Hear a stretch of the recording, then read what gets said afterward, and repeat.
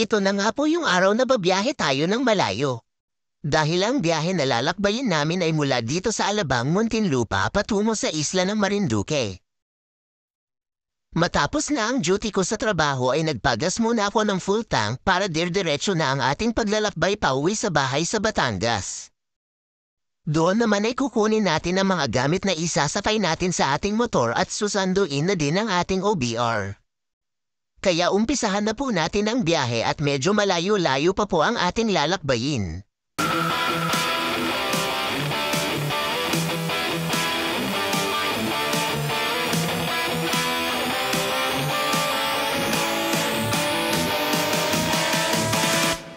Dahil dumaan pa ako sa SM ay gabi na nga po tayo na pauwi sa bahay. At nadatnan ko nga ang mag-ina ko na hindi pa naka-ready sa pag-alis. Kaya naman 9 PM na kami nakaalis sa bahay. Buti na lang pagkadating namin sa highway ay may dumaan agad na bus pa Lucena Dalahican Port. Dahil sa bus po sasakay ang aming anak kasama ang kanyang lolo. Kaming dalawa naman ni Mrs. ay sa motor. Biyahe na po ulit tayo.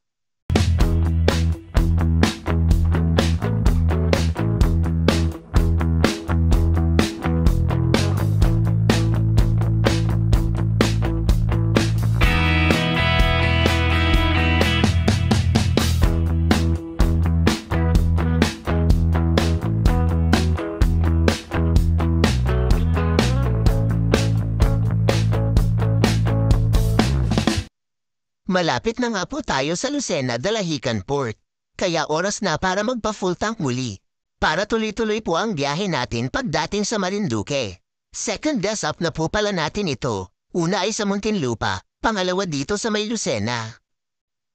Sa wakas ay narating na po natin ang Lucena Dalahican Port. Excited na nga ako may sakay ang motor natin sa barko. Narito po ang ating pagdadaanan bago makasakay sa barko. Sa ikalawang toll gate, nagbayad kami ng terminal fee na 65 piso. Pagkatapos naming magbayad ay dumiretso na kami sa gate sa terminal ng barko. Sa gate na ito, kailangang ipakita ang resibo ng terminal fee para makapasok. Sa kasawiang palad niya ay nadala ni Mrs. ang resibo ng terminal fee. At agaran ko nga siyang kinontak para ako'y makapasok na sa loob. Nang nakapasok na nga ako ay dumiretso na ako sa pinagdadauman ng barko na napili naming sakyan. Dito naman ay may crew ng barko na maniningil ng pamasahe. Ang pamasahe naman po sa barko ay 1,352 pesos.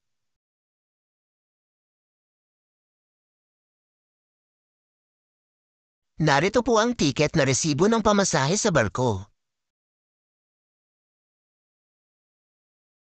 At ito na nga at oras na ng pagsakay namin sa barko. Ito nga po pala ang kauna-unahang biyahe ng aming motor sa dagat. Kaya naman ang karanasan na ito ay hindi namin makakalimutan.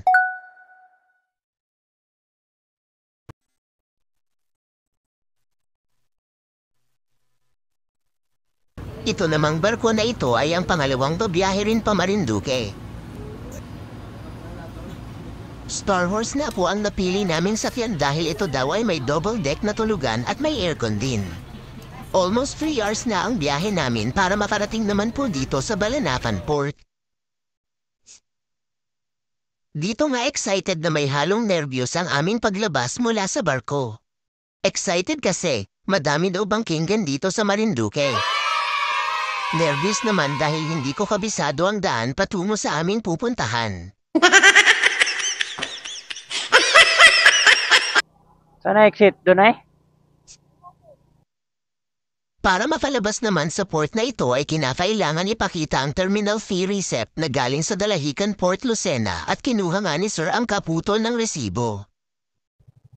Saan po exit dito? Tsaka kami pinalabas ng terminal. Mula naman dito sa Marinduque Balanacan Port ay babiyahe naman po tayo ng 1 oras patungo sa tahanan ng aking biyenan.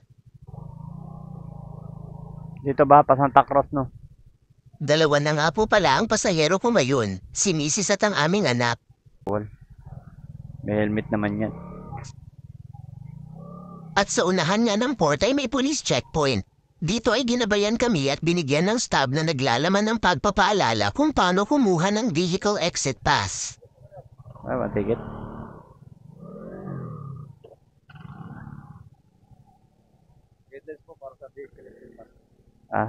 Ayun. Kailangan daw kumuha nito kapag nais mo ng lisanin ng isla ng Marinduque.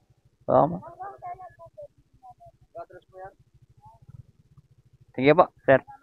Ang ganito pong proseso ay tuwing mahal na araw lang po pinapatupad para daw po hindi magdagsaan sa isang araw ang mga sasakyan na sasakay ng barko pauwi.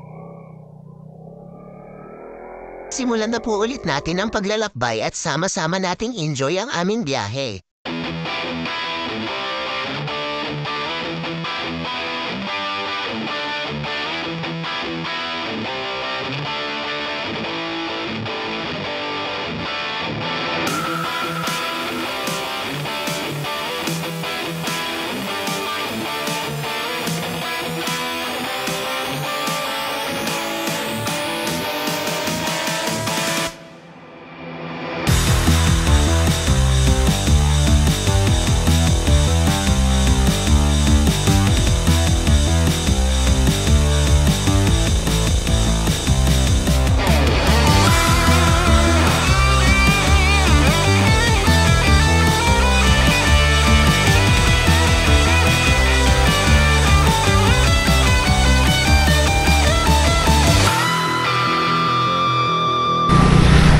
Santa Cruz.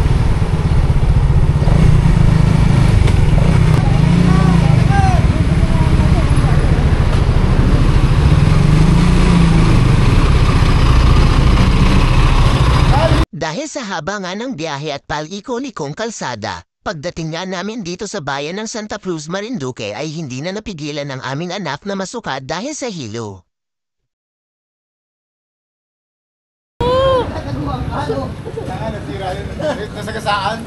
Hindi mo tinanggal helmet mo, hindi ka nagsabi.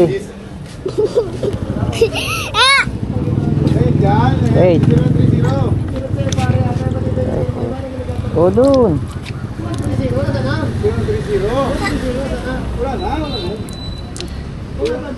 Baba. O, sukat. Ay, okay ba yung mahuhuli ba yan kayo? Ano ba na kami nanguhuli? May wala ka na. Kahit pa private ka kayo makita? Inubata nga. Mukhang hindi private yan. Mukhang doon yung mukha mo.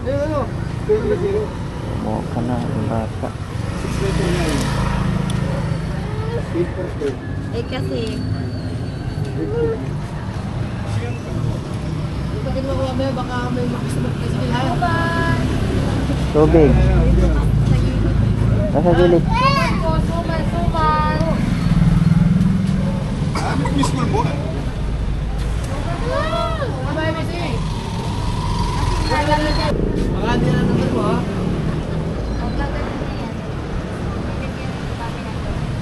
Matapos makapagpahinga ay tuloy na ulit ang biyahe.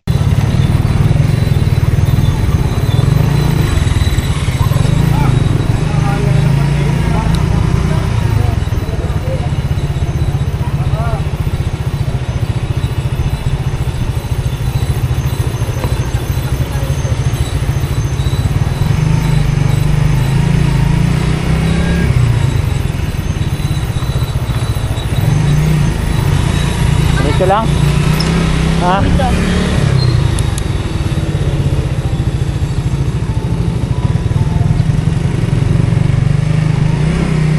Tapos?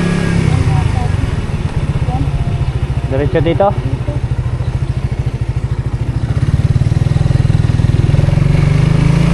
Oh, pabalik tayo dun eh. Pabalik tayo dun. O, diretso dun. Ito ka nun.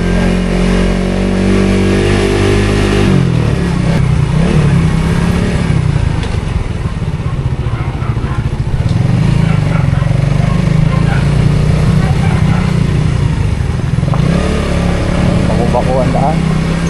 Alam ko maganda ng kalsada dito. Ha.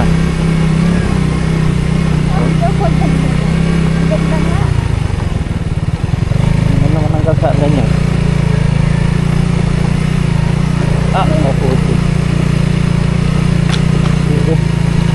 Kapag uwi natin flat na tayo.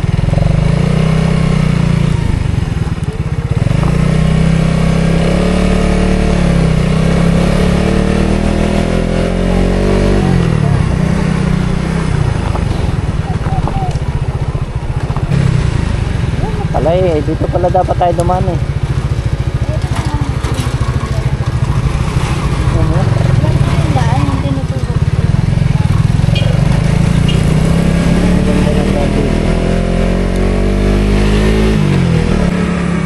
Naputol-putol na, matada.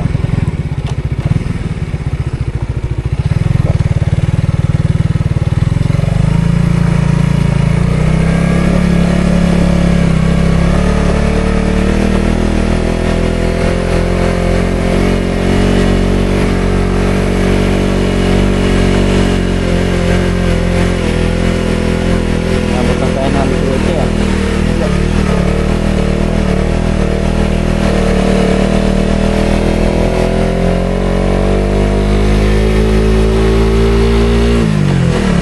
Saan tayo dadaan?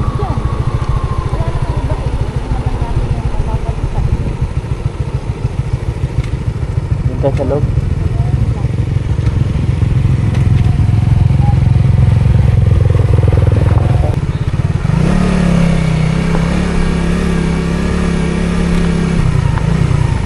Tapos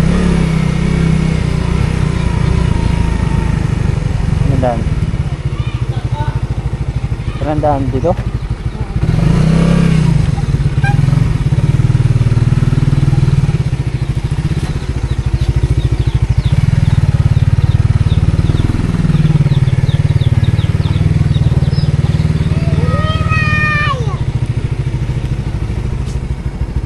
Wala naman tao.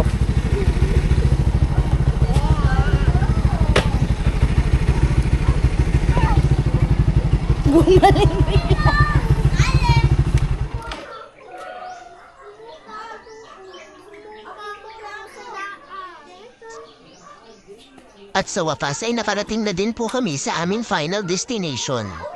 Makakapagpahinga na din mula sa 11 hours na paglalakbay via land and sea.